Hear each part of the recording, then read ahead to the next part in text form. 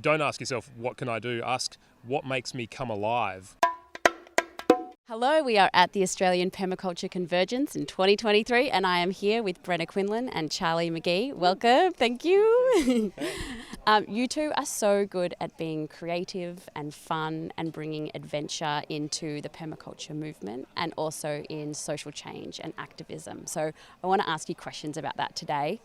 Brenna, to start with you, how do you bring a sense of creativity and joy into serious topics like social change and activism? I mean, we all know what the big issues are, and part of the strategy for the environmental movement was to kind of beat us over the head with statistics for over a decade. And it's been scientifically proven, study after study showing that the effect of that is to help people to feel disempowered, apathetic, overwhelmed. So we realised at some stage it wasn't working, and then this new wave of research came out. Okay, what actually does work? So breaking big issues down into manageable chunks, showing people where they can start. What the big question on everyone's lips is, what can I do? What can I do first? What can I do as an individual? Here's my circumstances. What can I do? And so showing people what that first step is, then what the second and third steps are, and also showing how when we scale up into communities, those steps are really enhanced and can actually increase exponentially. You know, if one person picks up a piece of rubbish, not such a big deal. If the whole world's doing it, massive change. Likewise with tree planting, ethical investment, pick your issue that you want to talk about.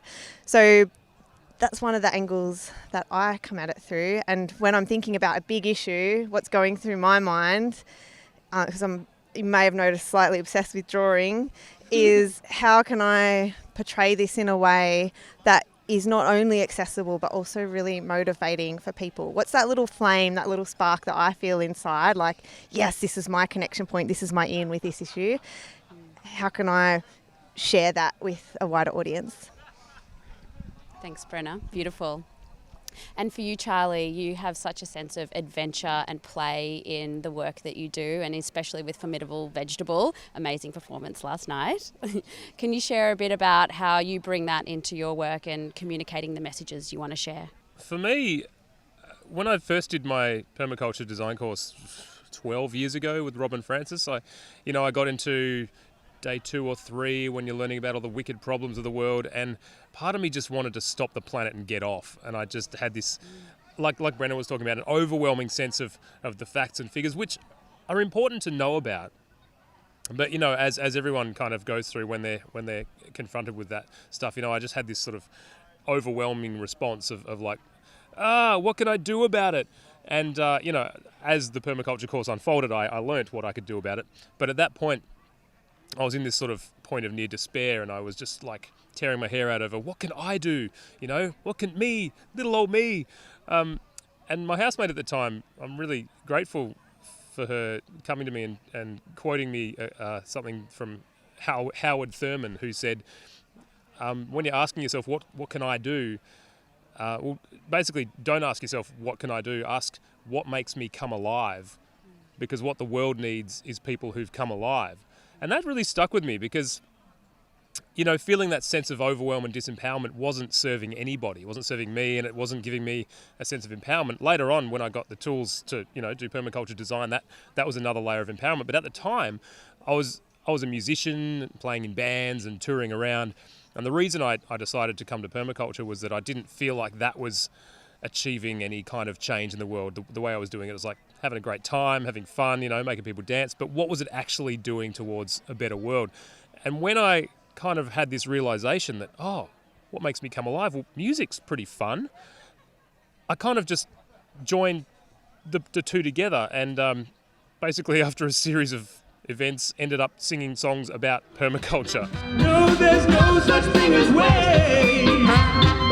Only opportunity to be brave. Which I realise is a way for me to have fun and come alive and bring that sense of play and fun to, whatever I'm doing, and get across important messages as well. And the response was just transformative. People would just come alive and start dancing and singing along and remembering these principles at the same time, which was the point of writing songs about permaculture. So, I always kept that bit of that little gem with me of like, whatever it is that you do, just do it.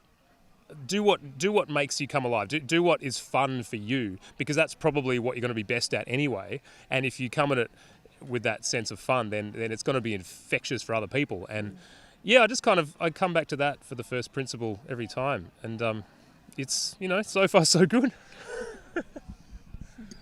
Thank you. Beautiful. I love that idea of building your own agency, sense of self, and well-being to bring yourself alive so you can show others the way as well. And for each of you, I know that community is very important.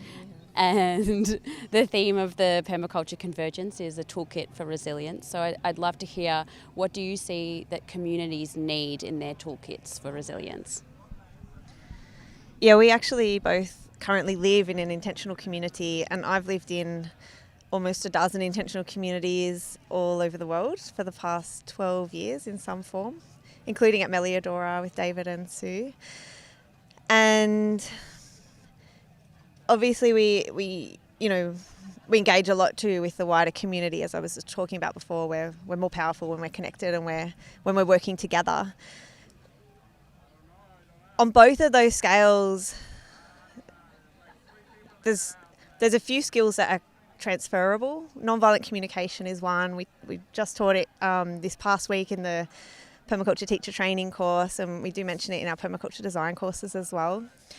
And that's just learning how to speak in a way that helps to reduce conflict between people. And this is really the people care edge of permaculture. Lots of community groups get started. Not all of them last for more than months or years.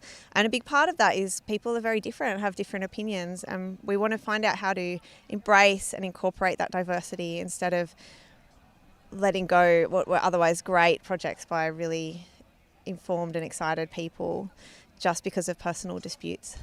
So NVC is a big one. The other one that's our personal favourite at the moment is sociocracy. We use that in our intentional community. And we went from having meetings that are very scary places with people yelling and crying and walking out. We implemented some principles of sociocracy, speaking in rounds, listening, using consent instead of consensus, and also having full transparency about decisions and really involving everybody in a way that helps them bring their full selves and gets excited about participating. And overnight, we went to having the best, most efficient meetings we've ever had. So if you're ever involved in part of a group in any sense, be it a family, a business, or some form of community, I'd recommend diving into sociocracy. Yeah, and just building on what Brenna said, good governance is key. And I've learnt a lot about how organisations work and how to actually do that and how to make decisions. Not a lot of people, there doesn't seem to be a lot of literacy in the general public about how that works. And I just think some of the basics could really help us to just go next level with our communication and our decision making, having good processes, but ones that aren't bogged down in bureaucracy, like the wonderful permaqueer just articulated in their talk that we just saw. We want to approach community governance and organisations as permaculture designers, not as bureaucrats. So finding creative ways, fun ways. We integrate our art and our music into community decision making, and it's a way to bring fun into those processes. No one wants to be living in a lovely utopian community where you have a meeting every 5 minutes and everything has to be like dry and boring. It's part of the fun and part of the creativity of designing social structures that are equitable and functional that we can all benefit from. So yeah, I definitely agree with that. We make climate change fun again. Well, thank you both for taking the time, for sharing your experience and your wisdom with us today. Thank you. Thanks. Thanks.